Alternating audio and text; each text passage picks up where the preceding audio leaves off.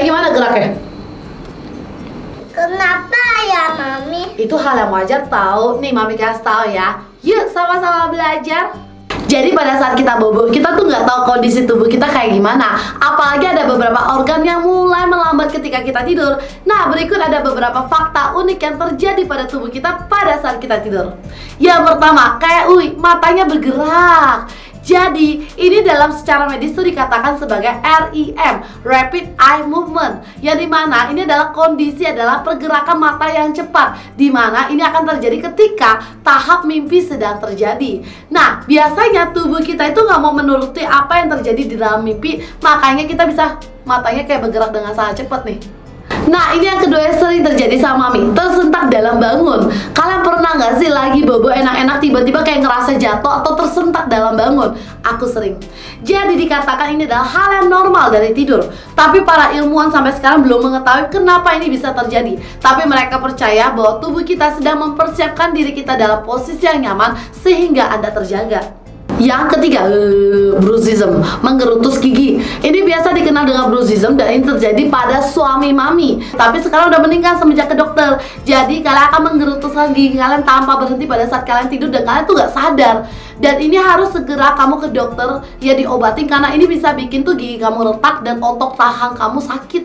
Yang keempat, fungsi ginjal melambat. Sebenarnya pada saat tidur tuh hampir semua organ tubuh akan melambat fungsinya. Salah satunya adalah ginjal. Ginjal akan menurun fungsinya pada saat dia tidur. Jadi dia itu akan menurunkan volume urin pada saat malam hari. Sehingga kalian tuh gak usah bolak-balik ke WC untuk buang air kecil. That's why kenapa pada malam hari kalau kalian buang air kecil, urin kalian akan berwarna lebih kecoklatan. Dan ini yang kelima yang paling menarik, indera penciuman berhenti. Pada siang hari kita ngerasa kayak indera penciuman kita sensitif, tapi pada malam hari indera penciuman kita juga lagi istirahat. Jadi dalam penelitian Brown University mengatakan pada saat kamu tidur, orang itu nggak akan bisa mencium asap rokok atau asap berbahaya lainnya. Pantesan ya kalau lagi kebakaran kita nggak kebangun dan nggak kecium ya asap kebakaran. Tuh, udah ngerti belum? Udah. Oh gitu ya, Mami. Nah, kalau kalian pas lagi bobo, apa aja yang terjadi dalam tubuh kalian? Tulis di kolom komentar yuk. Mami, kenapa kita bisa batuk, bersin, nguap sama ngorok? Kamu penasaran? Yuk sama-sama belajar. Hacu.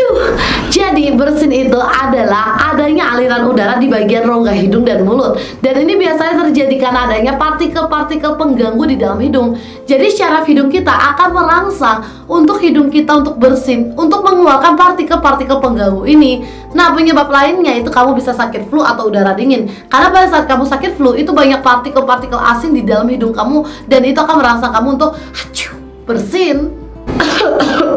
Gimana kalau batuk? Jadi kalau batuk ini adalah upaya untuk membersihkan zat atau partikel yang berbahaya di dalam paru-paru atau tenggorokan kita.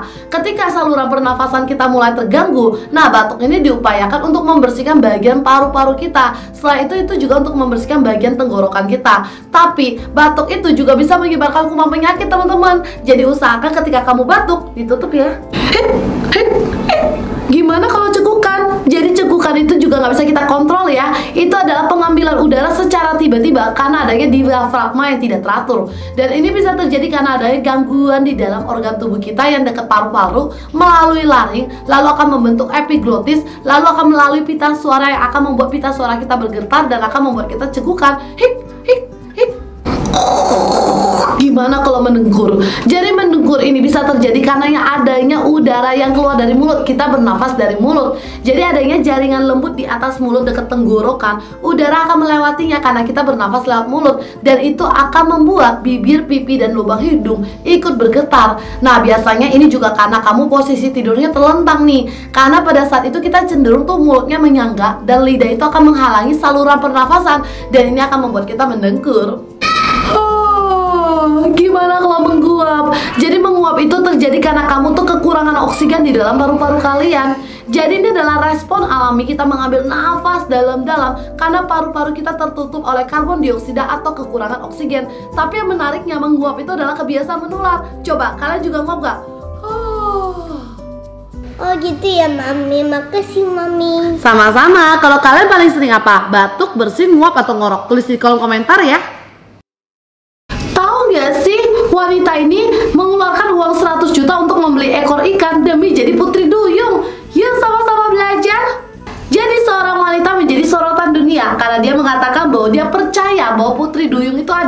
dan dia sendiri bekerja sebagai putri duyung. Jadi wanita ini bernama Sabrina Lim, usia 31 tahun. Dia mengatakan semenjak remaja, dia suka sekali untuk menggunakan ekor putri duyung untuk berenang. Sampai akhirnya dia bekerja menjadi seorang guru TK dan menabung selama 2 tahun. Akhirnya dia membeli ekor ikan duyung seharga 30.000 Rm atau setara dengan 102 juta. Sabrina juga mengatakan bahwa dia tuh memiliki 40 set ekor ikan duyung, bahkan lebih. Jadi sekarang bukan hanya untuk koleksi, tapi dia juga menjual desain ekor ikan duyung dia sendiri. Ada yang terbuat dari kain ataupun silikon. Jadi selama 8 tahun Sabrina bekerja sebagai putri duyung, nggak cuma diundang di acara pribadi, tapi Sabrina juga diundang di acara Underwater World Langkawi. Jadi Sabrina menggunakan free diving ketika berenang, dan dia tidak menggunakan kacamata agar terlihat natural. Walaupun dia tidak menggunakan kacamata berenang, sebenarnya penglihatan Sabrina di dalam air samar-samar. Seringkali dia menabrak penyu ataupun belut. Lalu Sabrina juga mengatakan bahwa dia bisa menahan nafas hingga lebih dari 1 menit. Awalnya memang susah, tapi menjadi kebiasaan. Rasanya hati aku senang sekali ketika melihat orang sangat gembira melihat kedatangan aku, apalagi untuk anak-anak berkebutuhan khusus. Sabrina mengatakan bahwa dia percaya putri duyung itu ada karena seluruh lautan di seluruh dunia itu belum sampai terjangkau oleh para manusia hingga 80%. Nah, menurut kalian gimana? Tulis di kolom komentar.